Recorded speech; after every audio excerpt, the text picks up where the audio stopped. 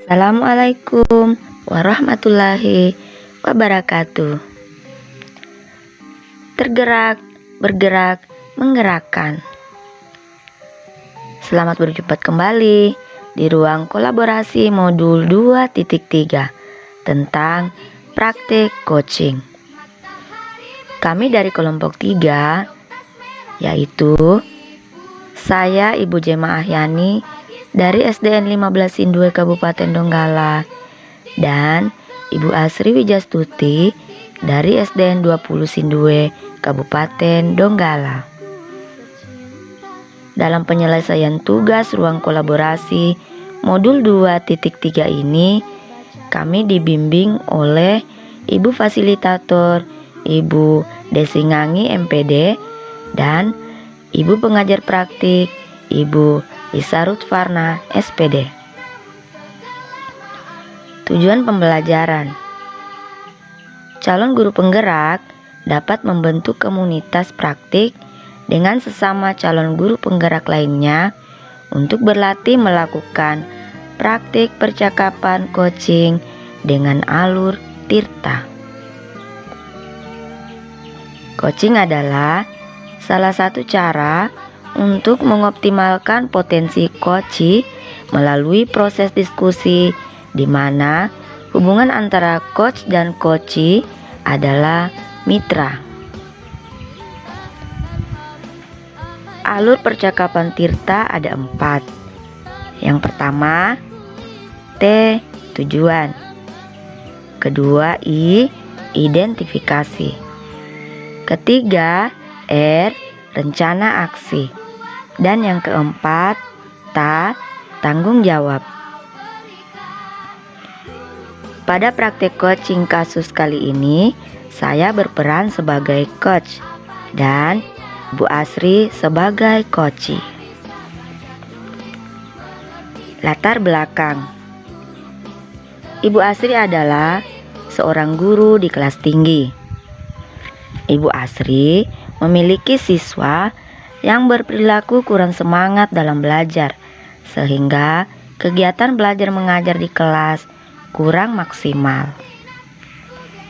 Tujuan percakapan, Ibu Asri ingin berbincang-bincang dan meminta pendapat dari saya agar beliau dapat menemukan ide atau solusi untuk meningkatkan perhatian murid pada saat pembelajaran berlangsung dan membuat murid menjadi lebih semangat dan antusias dalam belajar. Berikut adalah video percakapan coach dan coachee dengan alur tirta. Assalamualaikum warahmatullahi wabarakatuh, Bu Asri. Bagaimana kabarnya hari ini? Waalaikumsalam warahmatullahi wabarakatuh, Bu Jema. Alhamdulillah baik, sehat. Bu Jema, bagaimana kabarnya hari ini? Alhamdulillah baik juga, Bu Asri. Ngomong-ngomong, apa tujuan kita dalam pertemuan kali ini? Kita akan membicarakan tentang apa nih, Bu Asri? Baiklah, iya nih Bu Jema. Tapi sebelumnya saya ucapkan terima kasih kepada Ibu Jema karena sudah meluangkan waktunya untuk bisa berdiskusi dengan saya, sharing-sharing tentang permasalahan yang saya hadapi. Di sini tujuan atau topik yang ingin saya bahas itu mengenai minat dan semangat anak dalam kegiatan belajar di kelas yang saya rasa itu belum maksimal. Jadi anak itu tidak ada semangat dalam belajar, seperti itu ya, Bu? Ibu ingin membahas tentang perilaku anak tersebut yang kurang semangat dalam belajar. Terus, dalam percakapan kali ini, apa yang ingin Ibu capai terkait tentang pola perilaku anak tersebut? Di sini saya itu berharap murid-murid saya itu memiliki minat dan semangat belajar yang tinggi, Bu. Antusiasnya itu ada gitu loh. Seperti halnya anak-anak, keberangkatannya, kehadirannya di sekolah itu yang tinggi. Terus tidak kalau di jenjang TK yang sering mogok ya Bu, yang tidak mogok ke sekolah gitu. Kan hadirnya juga tepat waktu, tidak kesiangan terus ketika hendak belajar pada sisi pembukaan dan awal inti itu ada semangat gitu loh Bu. Terus mengikuti kegiatan pembelajaran itu dengan kesadaran penuh. Jadi dia fokus pada pembelajarannya, bukan fokus ke mainan atau kemana-mana seperti itu Bu. Jadi kalau dia antusiasnya ada, minatnya ada, semangatnya ada, jadi kan belajarnya bisa fokus, bisa baik, bisa selesai dengan sempurna. Seperti itu Bu Jema. Berarti di sini anak itu antusiasnya kurang, tidak ada semangat dalam belajar. Seperti itu ya, Bu. Iya Bu. Jadi pengalaman Bu Asri, anak tersebut jika di skala 1 sampai 10, perilaku yang dimiliki oleh anak tersebut kira-kira ada pada nomor berapa ya, Bu? Itu kalau menurut saya ada di skala 6 Bu. Karena itu kan sifatnya hanya beberapa saja, tidak keseluruhan dan tidak lebih dari separuh dari siswa saya. Karena untuk minat dan semangat anak itu kan masih sedikit, kurang maksimal gitu loh Bu. Saya merasa dalam kelas saya ini minat dan semangatnya itu harus lebih lagi, lebih kencang lagi. Ya, lebih kencang lagi ya, Bu. Lalu di sini kemungkinan apa yang bisa Bu Asri lakukan untuk menambah semangat atau antusias anak tersebut agar murid-murid yang berkarakter seperti itu bisa sesuai dengan yang Ibu harapkan? Mungkin dengan motivasi, dengan memberikan dorongan-dorongan atau sugesti positif, mungkin itu bisa mendobrak, menambah minat semangat belajarnya. Terus mungkin seperti itu Bu Jema. Kemudian mungkin saya bisa mengajak anak untuk melakukan ice breaking sebelum kegiatan pembelajaran. Jadi sejenis pemanasan supaya dia itu merasa happy. Nah, kalau dia happy kan dia minatnya Bu, dia kan minat Bu, kecuali kalau dia bosan gitu kan nggak minat, udah boring gitu. Serta saya akan merancang pembelajaran yang nggak hanya dalam kelas saja Bu, kayak merancang pembelajaran berbasis proyek di luar kelas. Mungkin seperti mengamati lingkungan, itu kan anak akan merasa lebih enjoy karena dia tidak melulu terpaku di kelas. Kemudian bisa berinteraksi langsung dengan alam sekitar dan mungkin dengan memberikan pembelajaran yang tidak melulu pada lembar kerja. Jadi saya mungkin harus membuat pembelajaran yang lebih menarik ya Bu. Nah, terus yang lebih saya juga akan mencoba memberikan yang lebih inovatif dan lebih seperti observasi langsung gitu. Percobaan langsung seperti itu yang membuat sesuatu yang belum pernah dicoba oleh mereka. Dan yang terakhir mungkin saya perlu menerapkan pembelajaran berdiferensiasi, menyesuaikan dengan kebutuhan-kebutuhan minatnya, dengan menambah sedikit kompetensi sosial emosional. Mungkin saya perlu menerapkan itu pada RPP saya, Bu. Nah, itu rencana Ibu Asri yang akan diterapkan ya. Menurut saya, rencana Bu Asri tadi sangat luar biasa sekali. Semoga bisa terlaksana dengan baik ya, Bu. Lalu di sini, adakah hambatan yang Ibu alami selama ini untuk mewujudkan rencana tersebut? Kalau hambatan itu pasti ada ya Bu, karena nanti tidak mungkin kita mengajar mulus tanpa hambatan itu kayaknya sesuatu yang mustahil ya. Kalau hambatan mungkin di sini eh, yang saya alami itu keterbatasan sarkas. Mungkin pembelajaran yang interaktif, yang unik dengan metode yang beragam itu kan misalnya saya memberi kegiatan nobar, nonton bareng gitu kan.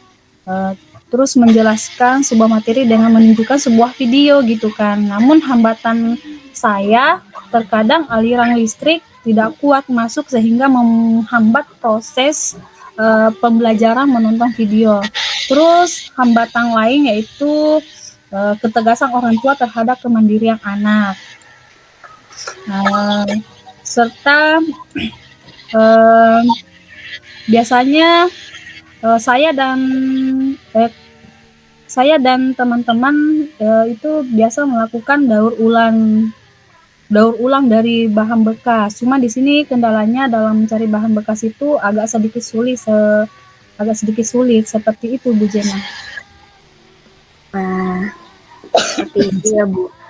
Tadi ada beberapa hal, diantaranya ada sarpras, orang tua, dan juga tadi itu ada sebuah hambatan dalam Ibu merencanakan aksi ini.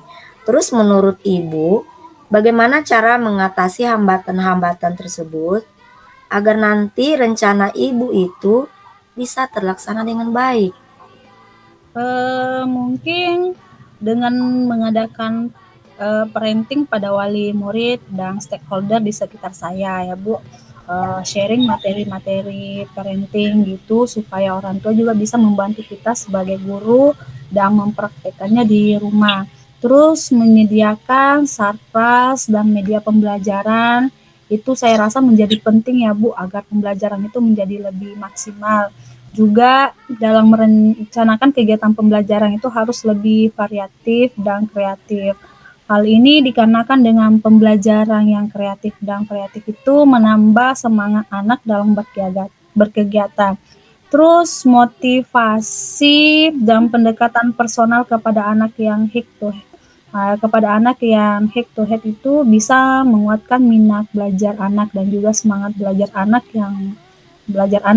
Dan yang terakhir mungkin dengan menerapkan pembelajaran berdiferensiasi dan menggunakan kompetensi sosial emosional yang tadi di setiap rancangan pembelajarannya itu mungkin bisa membantu menambah minat dan juga semangat anak karena ini sesuatu yang berpihak pada anak gitu.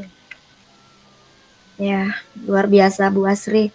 Sekarang untuk ukuran keberhasilan tadi dan menurut Ibu ada di skala nomor kesekian. Sekarang ada di angka keberapa kira-kira ukuran keberhasilan yang ingin Ibu capai ke depannya? Kalau saya sih di sini berharap murid saya ada di angka 8. Itu saya rasa sudah cukup ya Bu, karena memang itu kan tidak semua anak didik saya seperti itu, cuman ada beberapa saja bersikap acuh dan tidak bersemangat terhadap pembelajaran. Tapi memang saya masih berharap besar semua anak didik saya itu minat belajarnya dan semangatnya itu bertambah gitu, semakin kuat gitu. Jadi untuk angka 8 dirasa sudah cukup bagus ya Bu Asri. Nah, untuk rencana pelaksanaannya seperti apa yang akan direncanakan nanti ke depannya? Rencana yang akan saya segera lakukan ya Bu, nanti insya Allah setelah kegiatan pembelajaran selesai saya akan merancang RPP-nya dan saya akan menyiapkan beberapa alat media dan juga bahan yang dibutuhkan supaya besok pagi langsung saya gunakan saat pembelajaran Bu. Oh, seperti itu ya Bu Asri. Selain rencana aksi yang akan Ibu Asri lakukan, kira-kira apakah Ibu membutuhkan bantuan dari pihak lain? Betul Ibu, di sini saya tidak bekerja sendirian. Saya membutuhkan bantuan nantinya. Saya harus berkolaborasi dengan orang tua wali murid dalam menguatkan motivasi anak di rumah. Itu tentunya Bu. Saya juga memerlukan bantuan dari kepala sekolah, dukungan. Saya juga membutuhkan bantuan dari rekan sejawat saya Bu. Terus saya akan menyiapkan RPP, media, alat, maupun bahan pembelajaran yang nantinya akan saya gunakan besok. Baiklah Bu Asri, alhamdulillah. Sekarang sudah berada di akhir sesi ya percakapannya kita sore hari ini. Dari seluruh percakapan tadi, apa yang sudah Bu Asri dapatkan? Oke, terima kasih banyak ya Bu Jem atas diskusinya kali ini. Saya merasa lega Bu, saya merasa jalan saya lebih jelas. Adapun yang saya dapatkan dari seluruh percakapan ini yaitu saya memiliki gambaran pembelajaran dari permasalahan yang saya hadapi, tapi kemudian solusinya tadi bisa saya terapkan nanti tentunya, dan nanti RPP-nya pulang sekolah akan saya buat, alat media dan bahannya akan saya persiapkan untuk saya gunakan besok. Sekali lagi saya ucapkan terima kasih banyak kepada Ibu Jema atas diskusinya kali ini. Ini sangat membantu saya, Bu. Iya Bu, sama-sama Bu. Saya juga senang bisa membantu Bu Asri dalam menyelesaikan suatu masalah yang Ibu Asri hadapi. Semoga semua yang Ibu rencanakan nanti bisa berjalan lancar dengan sesuai tujuan yang diharapkan. Sampai jumpa lagi Bu, semoga kedepannya lebih bagus. Assalamualaikum warahmatullahi wabarakatuh. Waalaikumsalam warahmatullahi wabarakatuh. Demikianlah hasil diskusi kelompok kami di ruang kolaborasi modul 2.3. Terima kasih. Wassalamualaikum warahmatullahi wabarakatuh. Salam dan bahagia, Bapak Ibu guru hebat.